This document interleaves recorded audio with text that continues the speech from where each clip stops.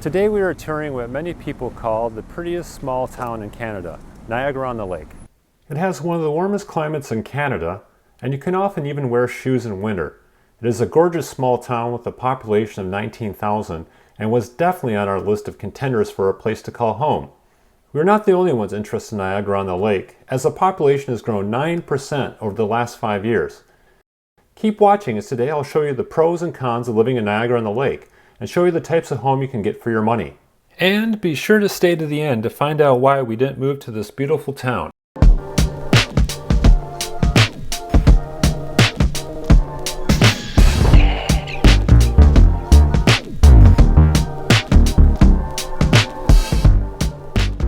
Most areas in Canada have already had their first frost, but here in Niagara-on-the-Lake, the plants are thriving. Though warmer than most places in Canada, Niagara-on-the-Lake still experiences all 4 seasons. They get about 3 feet of snow over the entire winter, which is one of the lowest snowfalls in Canada. Niagara-on-the-Lake gives you a taste of winter, but not a winter where you need to wear big heavy boots for months on end. The historic downtown and the beauty of the surrounding vineyards is what attracts people to Niagara-on-the-Lake. The downtown area is a heritage district with many buildings dating back from the early to mid-1800s. Many were built right after the War of 1812, and if you take a walk just outside of downtown, you can go back in time and see Fort George, a National Historic Site where the British Army with the Canadian militia defended Upper Canada from the Americans. Of course, now the town welcomes visitors from the nearby USA with open arms. Taking a walk back downtown, you'll see many boutique shops offering everything.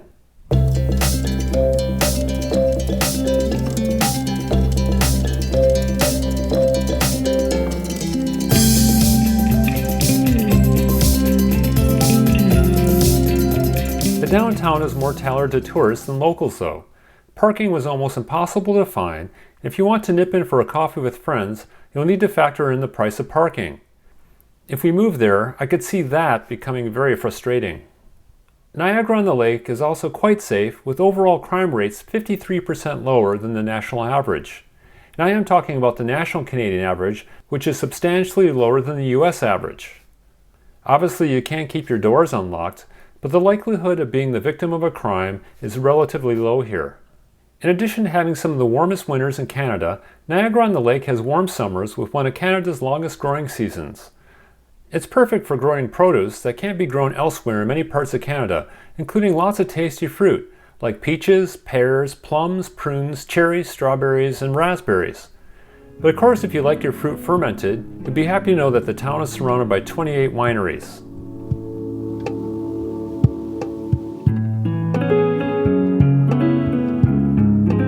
It's like the movie Sideways, with lots of taste testings at the wineries to see what you enjoy.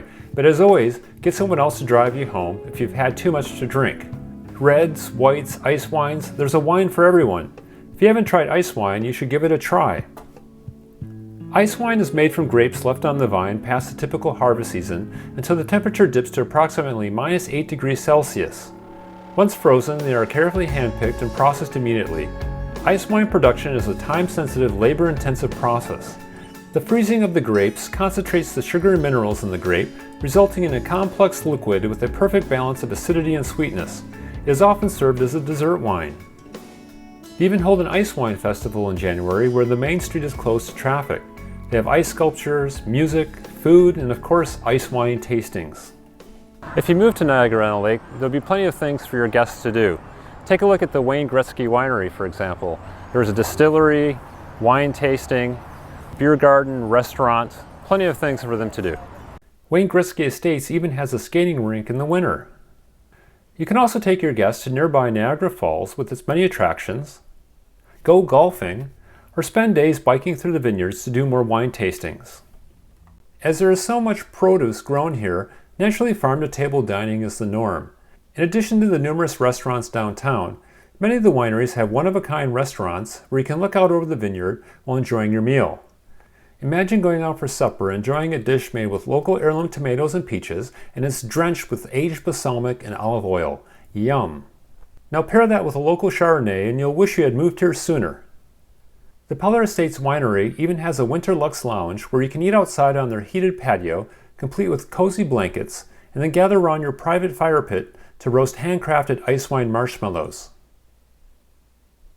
For entertainment, the renowned Shaw Festival has been a part of the city since 1962. Running almost year-round with plays on 3 different stages, one can't help but be captivated by the likes of the musical Brigadoon, The Importance of Being Earnest, or that timeless classic, A Christmas Carol. A theater like this is a definite draw for us as we always enjoy live performances. If you like riding your bike, Niagara-on-the-Lake has a deal. The Greater Niagara Circle Route Trail System, which is 140 kilometers long, winds up and around the entire Niagara region with 90% of the trail paved. We rented a bicycle built for 2 here during the summer, and it was a lot of fun to pedal through the vineyards, along the quiet streets, and then onto the stretch that runs along the Niagara River above the steep gorge. You can even bike along the water all the way to Niagara Falls. There is certainly many reasons why we almost moved to Niagara-on-the-Lake a few years ago. However, there are a few reasons we have hesitated. One of the big cons is that the homes are very expensive. The historic area of Niagara-on-the-Lake is very beautiful, but if you want to live here, you better have a lot of money. This home was built in 1826, but it goes for $2.6 million. We also found this home in the historic area for $1 million, and it's located on a busy street. That is a lot to pay for a home with only 2 bedrooms and 1 bathroom. It is, however, hard to beat the location, a short walk to Lake Ontario or the stores of Niagara-on-the-Lake. Historic homes are filled with character and history, but we prefer the modern plumbing and less upkeep of a newer home. Also, the historic area is out of our price range, so we would prefer to live in the newer, nearby community of The Village. I'm in The Village, a master planned community of newer homes. It's about a 30-minute walk to downtown Niagara-on-the-Lake.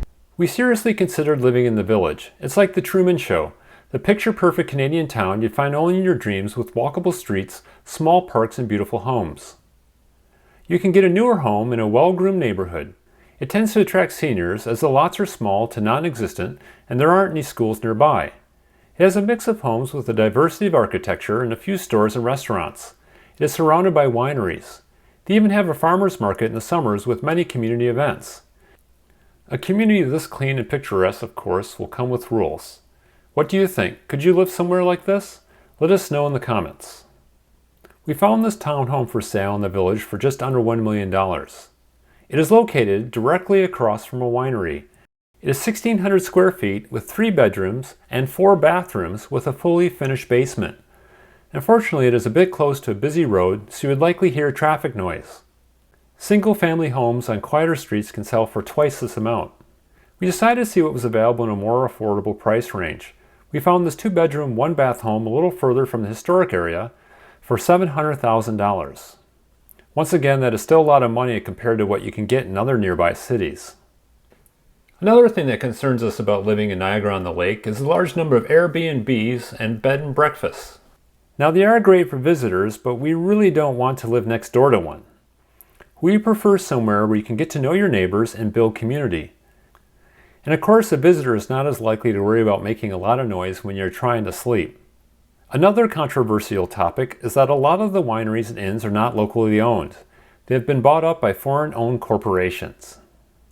Another big pro, or con, depending on what you're looking for, is that over 36% of the people living in Niagara-on-the-Lake are over 65, compared to 19% of the Canadian population that is over 65. It is not a place with a hopping Saturday night. We would be happy with that if it was just us, but we hope to live near our children and doubt this is the place they would want to settle. We like that a lot of Niagara-on-the-Lake is walkable, but is mainly walkable for tourists. With Niagara-on-the-Lake being on a peninsula, it is a bit isolated as well. To get to the stores and restaurants that we like and that are more affordable and less touristy, we would have to drive to another town. The main mall is the Penn Center in St. Catharines, which is about a 30-minute drive away.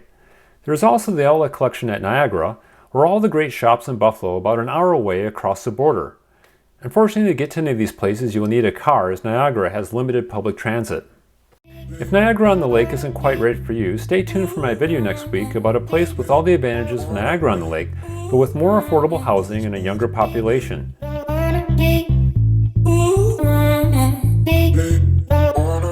In the meantime, check out this video about Nashville or this one about New York City.